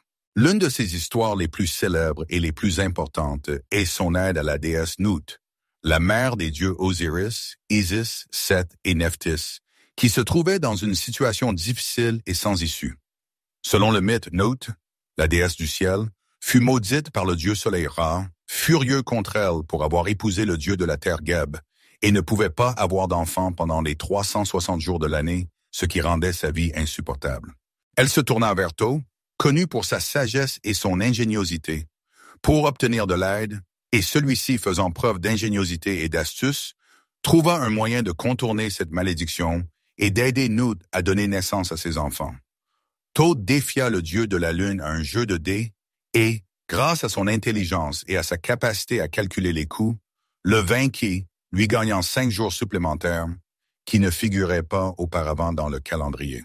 Ces 5 jours supplémentaires, gagnés par Thoth au dieu de la lune, furent ajoutés au calendrier et devinrent le moment où Nut put donner naissance à ses enfants, évitant la malédiction de Ra et donnant au monde de nouveaux dieux. Cette histoire passionnante enseignait aux Égyptiens que l'intelligence, le savoir, l'ingéniosité et la capacité à trouver des solutions non conventionnelles peuvent surmonter même les obstacles les plus complexes et apparemment insurmontables, et qu'il n'y a rien d'impossible pour celui qui possède la sagesse et la foi en ses propres forces. Mais Thoth n'était pas seulement intelligent et inventif, il était également juste, impartial et honnête, aspirant à l'harmonie et à l'ordre. On le considérait comme un intermédiaire entre les dieux, un conseiller sage et un arbitre qui aidait à résoudre les conflits, à rétablir la justice et à prévenir le chaos.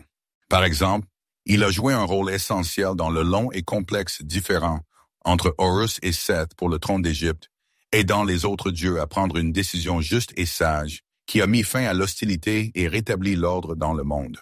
Thoth a agi en tant qu'arbitre avisé, évaluant objectivement tous les arguments et les preuves des parties, ne permettant pas aux émotions et aux préférences personnelles d'influencer sa décision. Sa voix était la voix de la raison, de la logique et de la justice qui empêchait le chaos de perturber l'ordre et de détruire l'harmonie dans le monde des dieux. Thoth était également considéré comme l'inventeur de l'écriture, donnant aux hommes la possibilité de conserver et de transmettre leurs connaissances de génération en génération. Les Égyptiens croyaient que c'est lui qui leur avait appris à écrire, à lire et à compter, ouvrant devant eux le monde de la connaissance et de la sagesse. Cette invention a contribué à préserver les savoirs, les mythes, les légendes, les traditions, l'histoire et la culture, qui se sont transmis de génération en génération, assurant un lien entre le passé, le présent et l'avenir. L'écriture est devenue une partie intégrante et essentielle de la culture égyptienne, et Thoth était vénéré comme le dieu qui leur avait donné cette incroyable puissance, ouvrant devant eux des possibilités illimitées de connaissances et de développement. L'un des symboles de Thoth était le papyrus, sur lequel il était censé enregistrer tous les événements qui se produisaient dans le monde, conservant ainsi l'histoire et les connaissances pour les générations futures. On dit qu'il tenait le compte du temps, mesurant les années, les mois et les jours, et qu'il consignait tout ce qui se passait dans le monde, veillant à ce qu'aucun événement important ne soit oublié ni laissé de côté. Cela a fait de lui le gardien de l'histoire, des traditions, des connaissances et de la sagesse, reliant le passé au présent et à l'avenir, assurant ainsi la continuité des générations. Les histoires sur Thoth inspiraient les Égyptiens à croire au pouvoir de la connaissance, de l'intelligence, de la logique, de la raison, de la justice, de la sagesse et de l'inventivité, les incitant à chercher à connaître le monde, à développer leurs capacités et à trouver des solutions originales aux problèmes complexes. Il était pour eux un exemple de la façon dont la capacité de penser, d'analyser, d'apprendre, d'inventer et de trouver des solutions peut changer le monde, le rendre meilleur, plus juste et plus harmonieux. Maintenant que nous avons découvert Thoth, le dieu de la sagesse et de l'inventivité, qui aidait à trouver des solutions même dans les situations les plus complexes et désespérées, plongeons dans une autre histoire pleine d'émotions profondes, de tendresse, de beauté et de passion, une histoire d'amour qui a traversé les épreuves et laissé sa marque dans les cieux. C'est l'histoire de Ra et Hathor, d'un amour grand et éternel, qui, malgré toutes ses complexités, ses difficultés et ses obstacles, ait su surmonter tous les obstacles et laisser une empreinte indélébile dans les cieux, illuminant le monde d'une lumière d'espoir et de foi. Ra, le grand dieu du soleil, commençait chaque jour son voyage incessant à travers la voûte céleste, éclairant le monde de sa lumière vive, donnant la vie et la chaleur à tous les êtres vivants, maintenant l'ordre et l'harmonie dans l'univers. Sa force était illimitée, sa lumière essentielle à toute vie sur Terre, sans laquelle le monde sombrerait dans les ténèbres et le chaos. Mais même un Dieu aussi puissant, doté d'une force et d'un pouvoir incroyable, pouvait se sentir seul dans son voyage infini à travers les cieux, aspirer à l'amour, à la compréhension et à la tendresse. Il observait du haut des cieux les hommes qui vivaient, aimaient, riaient, souffraient, se réjouissaient et pleuraient, et commença à se demander si dans sa propre vie, malgré toute sa force et sa grandeur, il ne manquait pas quelque chose, si son existence n'était pas incomplète, privé d'amour, de chaleur et de tendresse. Dans le palais céleste de Ra, étincelant d'or et orné de pierres précieuses, vivait une déesse dont la beauté, la bonté, la sagesse et la miséricorde étaient inégalables, éclipsant toutes les autres divinités. C'était Hathor, la déesse de l'amour, de la joie, de la gaieté, de la beauté, de la musique, de la danse, de la maternité et la protectrice des femmes, dont la présence emplissait le palais céleste de lumière, de chaleur et d'harmonie. Son rire était comme une douce mélodie qui remplissait les cieux de lumière et de joie, et sa présence apportait chaleur et réconfort même dans les jours les plus sombres, dissipant la tristesse et le chagrin. Ra ne pouvait qu'être fasciné par elle, par sa beauté, sa bonté, sa sagesse, sa compassion, sa tendresse et sa capacité à apporter de la joie à tous ceux qui l'entouraient. On dit qu'il est tombé amoureux d'elle au premier regard et que personne, jamais auparavant, ne l'avait attiré autant qu'elle, captivant son cœur et son esprit. Ra, ne pouvant plus cacher ses sentiments, proposa à Hathor de devenir sa compagne, de partager avec lui le trône et l'infinité de son existence, de gouverner le monde ensemble, main dans la main, dans l'amour et l'harmonie. Sa beauté, sa bonté, sa sagesse et sa tendresse le fascinaient, et il croyait sincèrement qu'à ses côtés, sa vie deviendrait complète, prendrait un sens et se remplirait de bonheur. Hathor, de son côté, écoutait Ra avec un tendre sourire sur le visage, absorbant attentivement chacun de ses mots, faisant preuve de respect, de compréhension et de compassion. Elle respectait Ra, admirait sa force, sa sagesse et son dévouement, voyait combien il était important pour le monde entier, comment il maintenait l'ordre et l'harmonie dans l'univers, et comprenait ses sentiments, son besoin d'amour et de soutien. Mais au lieu de donner une réponse directe à Ra, elle resta fidèle à sa mission, à sa vocation et à ses idéaux. Hathor continua à remplir le monde de joie, d'amour, de beauté et d'harmonie, partageant sa chaleur et sa tendresse avec tous ceux qui en avaient besoin, sans favoriser personne, restant fidèle à son rôle de déesse aimant toute l'humanité. Ra, bien qu'il admirât sa bonté, sa miséricorde et son dévouement à sa tâche, ne pouvait cacher sa tristesse et sa déception en entendant sa réponse. Son refus n'était pas motivé par l'indifférence ou l'aversion, mais seulement par le désir de rester fidèle à sa vocation, mais il laissa tout de même dans le cœur de Ra un sentiment de nostalgie, de solitude et d'espoir déçu. Parfois, cette nostalgie et cette déception se manifestaient par sa colère, dirigée contre les hommes qu'il considérait comme ingrats et indignes de sa lumière. Lorsqu'il se sentait rejeté et incompris, le monde devenait dur, aride et infertile, comme s'il reflétait sa douleur et ses souffrances intérieures. Et pourtant, malgré ces rares moments de colère et de désespoir, Hathor était toujours là pour Ra, le soutenant, l'inspirant et lui rappelant son importance pour le monde entier. Par son rire, ses chants, ses danses et ses mélodies, elle ramenait Ra à l'équilibre, dissipant sa colère et remplissant son cœur d'espoir et d'amour, l'incitant à poursuivre son chemin à travers les cieux, afin d'apporter la lumière et la vie au monde.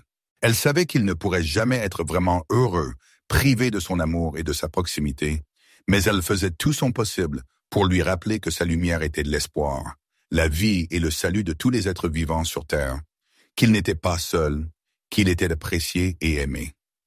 Ainsi continua l'histoire de leur relation difficile mais belle, pleine de respect, d'admiration, d'amour, de nostalgie, de déception et de tendresse. Hathor resta fidèle à ses idéaux et à sa vocation, et Ra à ses obligations, et leurs chemins, bien que différents, continuèrent à s'entrecroiser dans les cieux dans une danse infinie de lumière, d'amour et d'harmonie, illuminant le monde de leur éclat.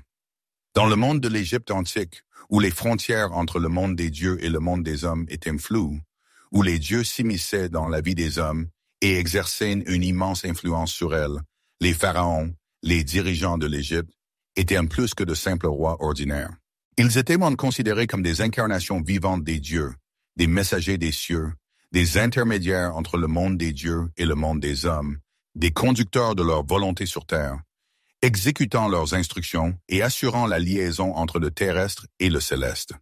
Chaque victoire, chaque réussite et chaque décision importante du pharaon était empreinte d'un sens divin, considérée comme une manifestation de la volonté des dieux et comme une bénédiction pour le peuple égyptien. Les mythes et les légendes sur les pharaons, liés aux dieux, non seulement inspiraient le peuple à accomplir des exploits, renforçant leur foi dans le pouvoir divin de leurs dirigeants, mais devenaient également le fondement solide de leur pouvoir, légitimant leur règne et assurant le soutien de la population. Maintenant que nous avons découvert le grand et difficile amour de Ra pour Hathor, les sentiments complexes et tendres qui s'entremêlaient avec leur destin divin, penchons-nous sur l'une des histoires les plus étonnantes, captivantes et inspirantes sur le lien étroit entre un pharaon et un dieu, sur leur mission spéciale sur Terre. C'est l'histoire de la naissance d'Hatshepsut, une reine, une femme pharaon, qui, par son règne sage et juste, a laissé une empreinte indélébile dans l'histoire de l'Égypte, une reine que le dieu Amon-Ré lui-même, le roi des dieux, a choisie pour une grande mission, lui accordant une bénédiction divine et prédestinant son destin. Dans l'Égypte ancienne, s'étendant le long des rives du Nil, parmi les plaines sablonneuses sans limite et les temples majestueux, les dieux observaient attentivement du ciel le destin du monde, s'immisçant dans la vie des hommes, les guidant et influençant le cours de l'histoire.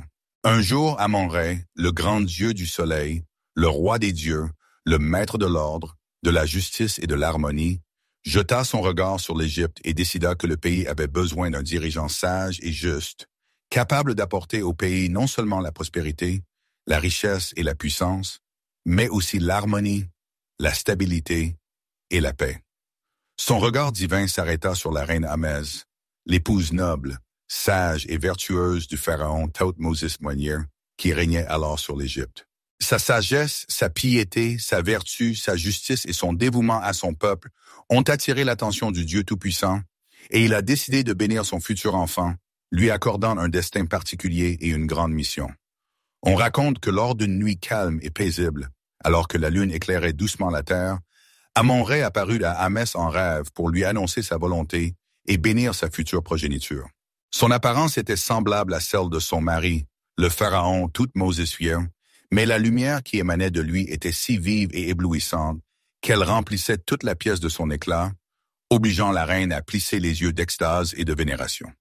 Le dieu s'approcha tendrement d'Ahmès, la gratifiant d'un regard aimant, et prononça des paroles pleines de force et de présage.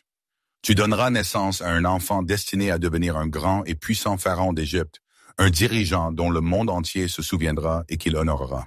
Son nom résonnerait à travers les âges et son règne illuminerait l'Égypte comme le soleil illumine le monde, apportant prospérité, paix et harmonie à ta nation. » Au réveil, Ahmès était submergée de joie, d'excitation, de crainte et de respect devant la volonté des dieux.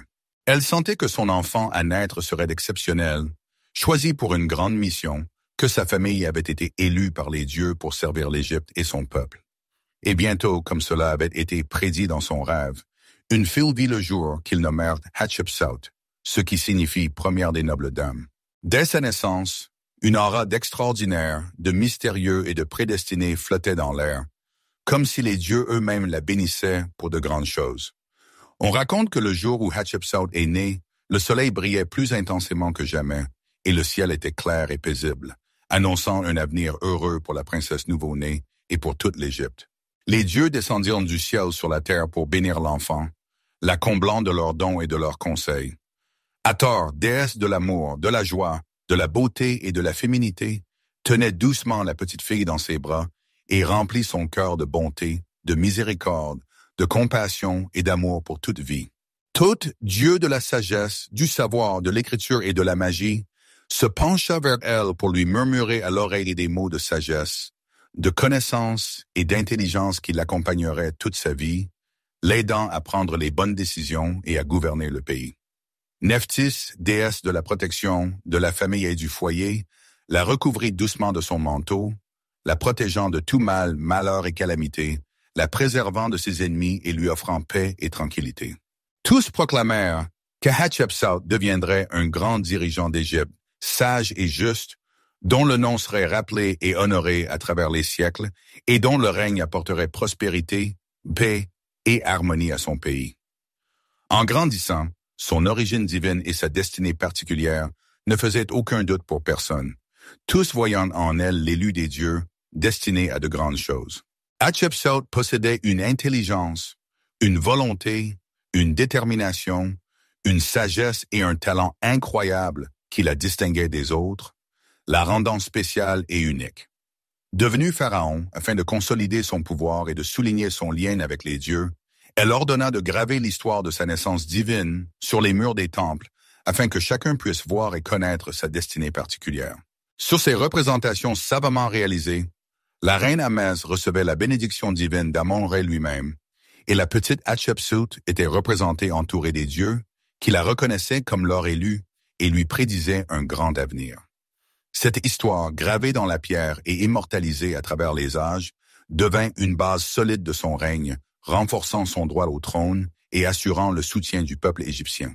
Hatshepsut, fille de la reine Amem et du dieu Amon-Ré, bénie par les dieux eux-mêmes et destinée à de grandes choses, est restée dans l'histoire comme l'un des dirigeants les plus remarquables et les plus prospères de l'Égypte ancienne, sage, juste et visionnaire, laissant derrière elle un riche héritage. Maintenant que nous avons découvert la naissance divine d'Hatshepsut, élue par Amon-Ré pour une grande mission, transportons-nous dans une autre période tout aussi intéressante de l'histoire de l'Égypte, une époque où le pays s'est retrouvé entre les mains d'un nouveau dirigeant étranger. Cet homme n'était pas issu d'une dynastie égyptienne, il n'était pas égyptien de par son origine et sa culture, mais il a su lier son destin aux dieux de la terre du Nil, méritant leur reconnaissance et leur soutien. Voici l'histoire captivante d'Alexandre le Grand, grand chef de guerre et conquérant, et de sa rencontre fatidique avec l'oracle du dieu Amon dans l'oasis de Siwa, qui changea sa vie et influença le cours de l'histoire. Lorsqu'Alexandre le Grand, à la tête d'une puissante armée, conquit l'Égypte, il ne se considéra pas simplement comme un conquérant militaire venu s'emparer de terres étrangères et établir son pouvoir. Il comprit que pour gouverner l'Égypte avec succès et gagner la confiance du peuple égyptien, il devait être reconnu par eux comme leur dirigeant légitime, comme un pharaon lié aux dieux et ayant droit au trône. Alexandre savait que pour atteindre cet objectif, il devait obtenir une confirmation du ciel lui-même, s'assurer du soutien des dieux égyptiens, et c'est pourquoi il décida de se rendre dans l'un des lieux les plus sacrés et les plus vénérés d'Égypte, le célèbre oracle du dieu Amon dans l'oasis de Siwa, lointaine et difficile d'accès, situé au cœur du désert Libac. Le chemin vers l'oracle était long, difficile et semé d'embûches.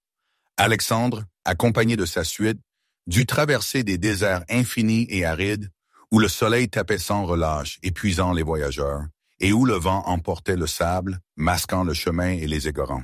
La légende raconte que, dans l'un des moments les plus difficiles et les plus désespérés de leur voyage, lorsque les voyageurs se sont perdus dans les sables infinis et ont perdu tout espoir de trouver le chemin de l'oasis, 2 corbeaux, envoyés par le dieu Amon lui-même, sont venus à leur rencontre pour leur indiquer la bonne direction. Ces oiseaux sages, volant en tête de la colonne, ont guidé les voyageurs avec assurance, leur indiquant la bonne direction et les aidant à surmonter tous les obstacles sur le chemin de l'oracle.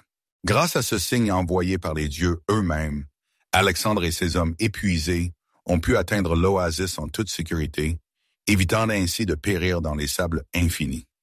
L'oasis de Siwa les accueillit avec fraîcheur et silence, les frappant par son incroyable beauté et sa magnificence. Elle était entourée de hauts palmiers, créant de l'ombre et une protection contre le soleil brûlant, et des sources d'eau pure et fraîche donnaient vie à ce lieu merveilleux, comme caché du reste du monde.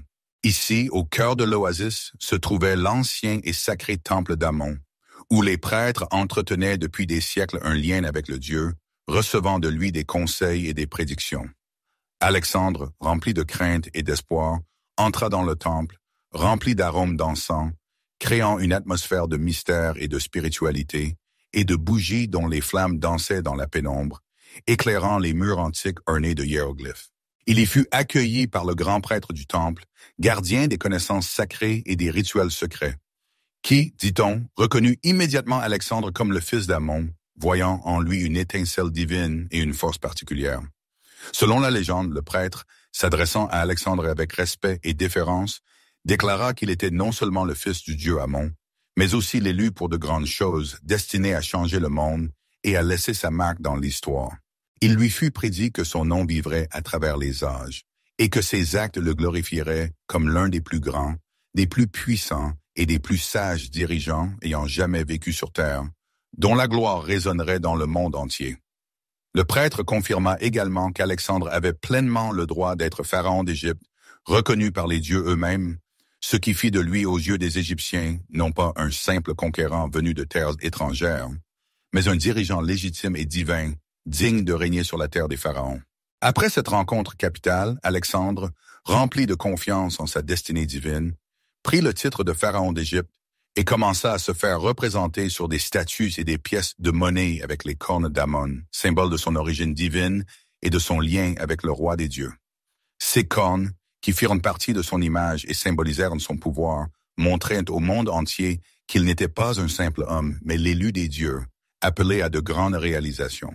On dit qu'après cette rencontre, Alexandre ne se sentait plus simplement un homme, mais celui qui était véritablement choisi par les dieux pour de grandes réalisations, celui qui devait changer le monde et laisser sa marque dans l'histoire. Cette histoire d'Alexandre le Grand et de sa visite à l'oracle d'Amon, dans l'oasis de Siwa, souligne combien il était important, même pour les plus grands conquérants et dirigeants, d'avoir un lien avec les dieux, d'obtenir leur soutien et d'être reconnus, afin de consolider leur pouvoir et de gagner l'amour du peuple. Pour les Égyptiens, c'était une preuve supplémentaire qu'Alexandre faisait partie de leur monde, reconnu par Amon lui-même et digne de régner sur la terre des pharaons, qu'il n'était pas un simple étranger, mais un fils de Dieu appelé à de grandes choses. Après avoir découvert le grand voyage d'Alexandre le Grand à l'oracle d'Amon et sa reconnaissance en tant que fils de Dieu, revenons à l'un des dirigeants les plus célèbres et les plus vénérés de l'Égypte ancienne, dont le nom est devenu un symbole de grandeur, de puissance et de prospérité. Il s'agit de Ramsès II, dont l'histoire se souvient et célèbre sous le nom de Ramsès le Grand, l'un des pharaons les plus influents, les plus puissants et les plus longs à avoir régné dans l'histoire de l'Égypte. Son lien avec le dieu soleil Ré n'était pas qu'une légende ou un beau mythe, mais une base solide de son règne, une source de sa force et de son inspiration, ainsi qu'une image de puissance et d'autorité qui inspira et unifia son peuple. Ramsès II, l'un des pharaons les plus puissants, les plus glorieux et les plus longs à avoir régné sur l'Égypte ancienne, passa plus de 66 ans sur le trône, laissant derrière lui une empreinte indélébile dans l'histoire. Ses temples majestueux, ses statues immenses, ses projets de construction grandioses et ses nombreuses victoires militaires ont rendu son nom immortel, immortalisant sa gloire à travers les âges. Mais, comme le dit le mythe, sa force, sa sagesse, son énergie, son succès et sa longévité incroyable ne provenaient pas seulement de sa volonté, de son courage, de son intelligence et de son talent, mais aussi d'un lien particulier, mystique et indissoluble avec Ré, le dieu soleil, dont il tirait son inspiration et son soutien. L'une des histoires les plus connues, les plus captivantes et les plus inspirantes sur Ramsès raconte sa prière enflammée à Ré, prononcée avant la grande et décisive bataille de Kadesh, qui devait déterminer le destin de l'Égypte. Ce jour-là, lorsque les troupes égyptiennes dirigées par Ramsès affrontèrent la puissante et bien armée armée hittite, le pharaon se retrouva dans une situation critique et dangereuse. Ses troupes étaient encerclées de toutes parts par des forces ennemies supérieures, et il semblait que la défaite était imminente, que l'Égypte était vouée à la chute. Mais au lieu de céder au désespoir, à la peur et à la panique, Ramsès, rassemblant toute sa volonté et sa foi dans les dieux, adressa une prière à Ré, demandant de l'aide et de l'intercession. On dit qu'il leva les mains vers le ciel et sa voix, pleine de foi, de détermination, de force et de passion, atteignit le soleil lui-même, pénétrant au plus profond du cœur du Dieu. Il invoqua Ré, s'adressant à lui comme à son père, demandant de l'aide et de la protection, comme son fils terrestre, élu pour de grandes choses et destiné à glorifier l'Égypte. Selon la légende, Ra, entendant la prière de son élu, voyant sa bravoure, sa foi et sa détermination, répondit immédiatement à son appel. Le soleil brilla d'un éclat intense, aveuglant les ennemis et les privant de la possibilité de voir et de combattre, tandis qu'une force, un courage, une confiance et une énergie incroyables envahissaient le cœur de Ramsès, lui permettant d'accomplir l'impossible. Animé par une puissance divine, il se rua au milieu des rangs hétites, combattant avec une telle fureur, une telle bravoure et une telle maîtrise que les ennemis, frappés par sa puissance et son impétuosité, commencèrent à reculer en panique, incapables de résister à son assaut. Ses troupes, galvanisées par l'exemple de leur pharaon, qui faisait preuve de miracles d'héroïsme et de courage, le suivirent, brisèrent l'encerclement et mirent l'ennemi en fuite. La bataille se solda par une victoire triomphale de l'Égypte, consolidant son influence dans la région. Après cette bataille, remportée grâce à l'aide divine, Ramsès fut connu sous le nom de bien-aimé de Ra, ce qui soulignait son lien particulier avec le dieu soleil et sa destinée divine. Mais la relation de Ramsès avec Ra ne se limitait pas aux victoires militaires et aux démonstrations de force. Il glorifia ses liens à travers ses grands projets de construction, en érigeant de majestueux temples en l'honneur de Ra et d'autres dieux, démontrant sa dévotion et sa gratitude pour leur soutien et leur patronage. À Abu Simbel, l'un des complexes de temples les plus célèbres et les plus impressionnants construits par Ramsès, le pharaon ordonna d'ériger d'immenses statues où il est représenté aux côtés des dieux, Ra, Ta et Tamon, montrant son égalité avec eux et soulignant son statut divin. Ces statues qui frappent par leur grandeur et leur beauté étaient destinées à immortaliser le souvenir de Ramsès et de sa relation avec les dieux, démontrant sa puissance, sa grandeur et sa protection divine. 2 fois par an, à des dates particulièrement importantes pour Ramsès, symbolisant son accession au trône et le jour de sa naissance, les rayons du soleil pénétraient au plus profond du temple, illuminant la statue de Ramsès et de Ra, soulignant leur lien indissoluble et la nature divine du pharaon. Cette histoire de Ramsès et Ra n'est pas qu'un beau mythe ou une légende, mais une démonstration de la foi des Égyptiens en la divinité de leur souverain, qui montrait aux Égyptiens que leur pharaon n'était pas seulement un chef fort, un dirigeant sage et un commandant talentueux, mais aussi l'élu des dieux, protégé et inspiré par le soleil lui-même, ce qui lui assurait force, sagesse, prospérité et longévité.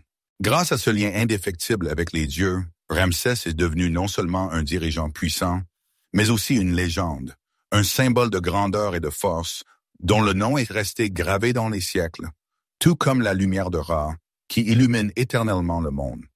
Après avoir découvert Ramsès II et son lien étroit avec le dieu soleil Ra, transportons-nous vers les dernières années de l'existence de la civilisation égyptienne antique, au règne d'une reine légendaire et énigmatique, dont le nom est devenu un symbole de force, de beauté, de sagesse, d'amour, de passion, de tragédie et de courage.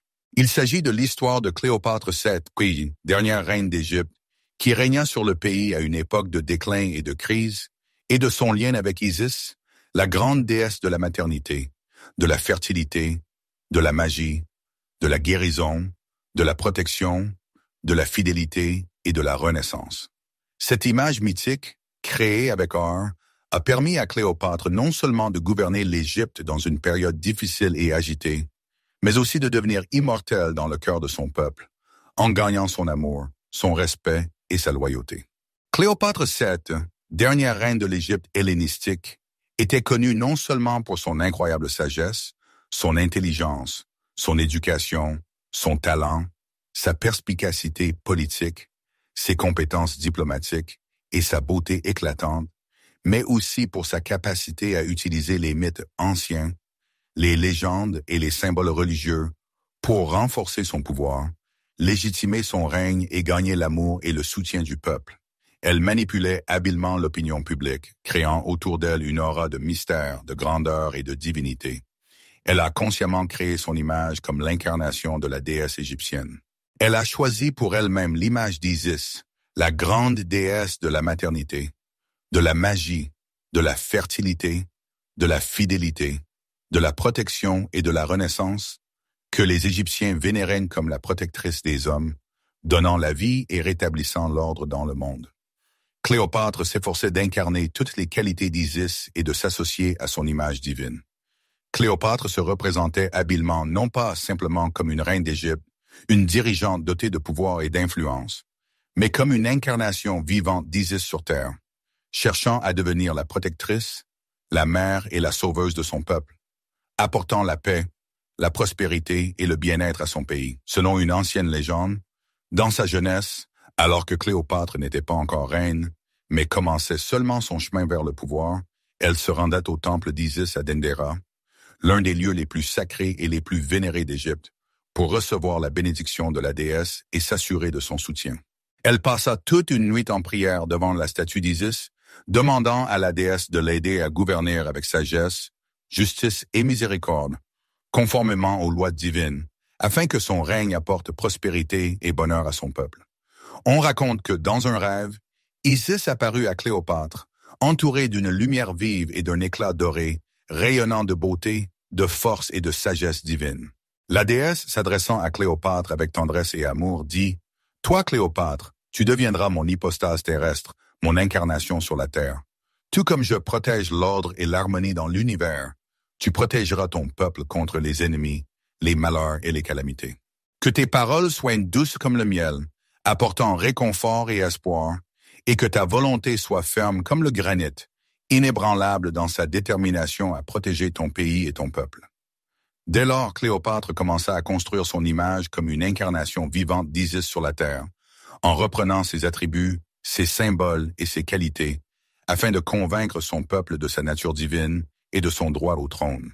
Sur ces pièces de monnaie, elle était représentée avec les attributs de la déesse Isis, des cônes et un disque solaire, symbole de son lien avec les dieux et de son autorité divine, ainsi qu'avec d'autres symboles de fertilité, de prospérité et de protection.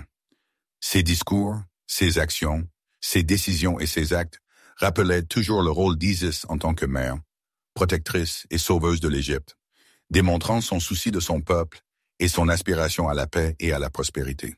Le peuple voyait en Cléopâtre non seulement une dirigeante sage et belle, mais aussi un être divin, capable de relier le terrestre et le céleste, d'unir le monde des hommes et le monde des dieux, d'assurer la liaison entre l'Égypte et le monde divin. Les légendes associent également son union avec Jules César, puissant général et homme politique romain, et Marc-Antoine, un autre chef de guerre romain influent, à l'ancienne histoire d'amour et de dévouement d'Isis et d'Osiris, des dieux vénérés en Égypte. Comme Isis, mue par l'amour et la dévotion, et rassemblé les parties du corps de son mari Osiris, dispersées dans toute l'Égypte, pour le ramener à la vie et rétablir l'ordre, de même Cléopâtre, mue par l'amour de son pays et de son peuple, s'est efforcée de préserver l'Égypte, son indépendance et sa grandeur, malgré toutes les épreuves, les difficultés, les dangers et les menaces qui pesaient sur elle. Elle voyait dans ses alliances avec les dirigeants romains un moyen de protéger l'Égypte de la destruction, du chaos et de l'absorption par le puissant Empire romain, de préserver sa culture, ses traditions et son identité. Cependant, comme beaucoup de mythes anciens, l'histoire de Cléopâtre s'est terminée par une fin tragique, pleine de pertes, de déception et de désespoir.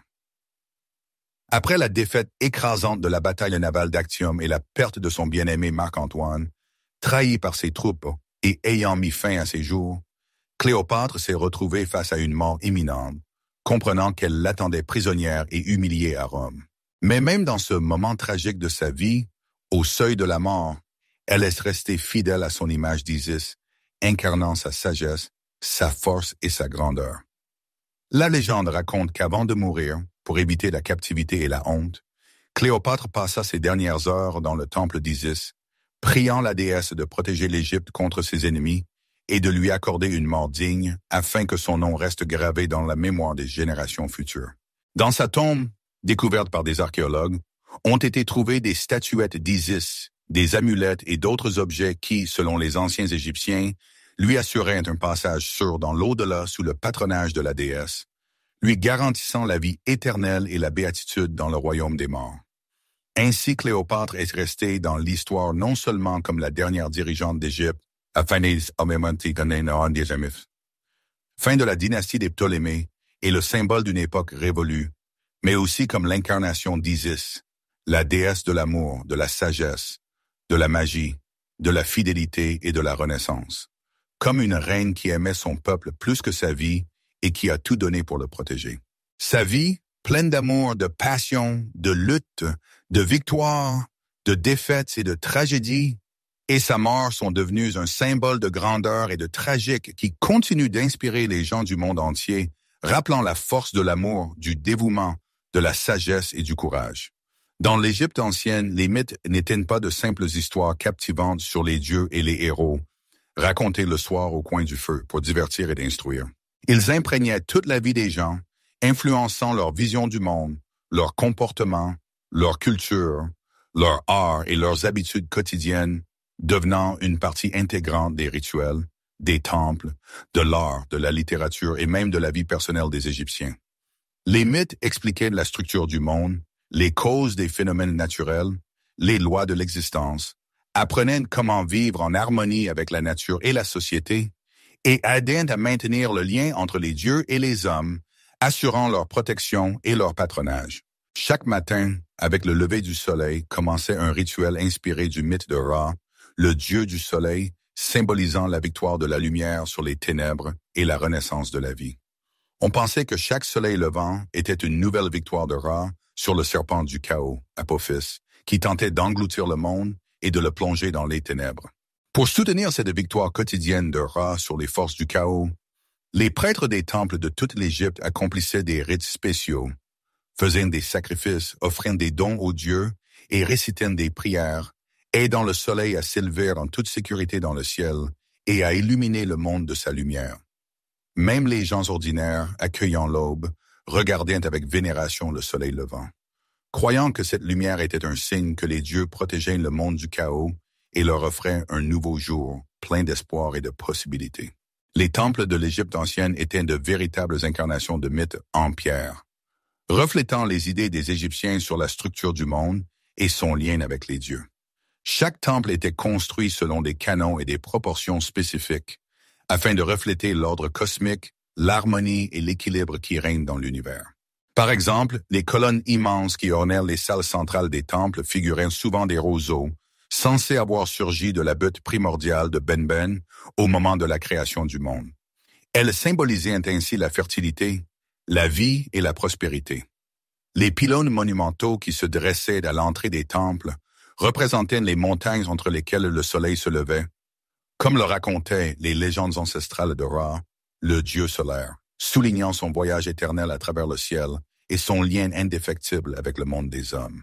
Les murs des temples étaient richement décorés de scènes mythologiques, gravées dans la pierre et rehaussées de couleurs éclatantes.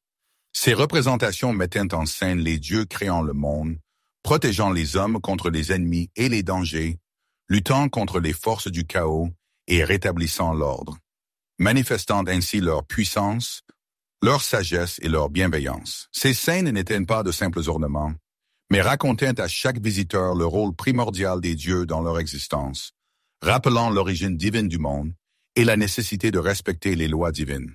L'art dans l'Égypte antique, qu'il s'agisse de peinture, de sculpture ou d'artisanat, était également imprégné de mythes, reflétant la vision qu'avaient les Égyptiens du monde, des dieux et de l'au-delà.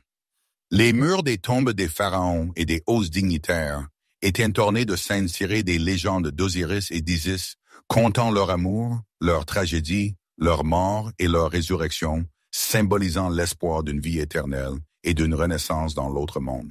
Ces images n'étaient pas de simples décorations funéraires, mais étaient considérées comme des symboles magiques, dotés du pouvoir de protéger les défunts dans leur voyage vers l'au-delà, les aidant à surmonter les obstacles et à atteindre le bonheur éternel. Les statues des dieux installées dans les temples et les tombes, ainsi que les amulettes que portaient les Égyptiens autour du cou, étaient également étroitement liées aux mythes, leur conférant une force et une protection particulière. Par exemple, l'œil d'Horus ou Udjat, symbole de protection, de guérison, de restauration et de royauté, était l'une des amulettes les plus populaires et les plus vénérées, portée tant par les vivants que par les morts, qui croyaient en sa capacité à protéger contre le mal et les maladies. Les mythes exerçaient également une influence considérable sur les fêtes célébrées dans l'Égypte antique, définissant leur nature et leur contenu. L'une des fêtes les plus marquantes et les plus colorées était la fête d'Opet, célébrée à Thèbes, au cours de laquelle les statues des dieux Ammon, Mot et Khonsu étaient transportées sur une barque sacrée du temple de Karnak au temple de Luxor et vice-versa. Le peuple chantait, jouait d'instruments de musique, dansait, s'amusait et se réjouissait, exprimant ainsi son amour et sa dévotion aux dieux. Il ne s'agissait pas d'une simple célébration festive, mais d'un rituel sacré, rappelant l'unité des hommes, des dieux et de la nature, et soulignant l'importance de maintenir l'harmonie et l'ordre dans le monde. Chaque fête était étroitement liée aux mythes qui racontaient des actes des dieux et montrait que même dans la vie quotidienne, il y avait une place pour le divin, pour une connexion avec les forces supérieures. Même dans leur maison, dans leur vie de tous les jours, les gens suivaient les mythes, croyant en leur pouvoir et leur influence. Avant d'entreprendre toute action importante, qu'il s'agisse de construire une maison, de partir en voyage ou de conclure un accord, les Égyptiens s'adressaient aux dieux par des prières et des demandes d'aide et de protection. Par exemple, ils priaient Thoth de leur accorder sagesse, connaissance et éloquence, ou Isis de protéger leur famille, leurs enfants et leur foyer, leur demandant bénédiction et succès.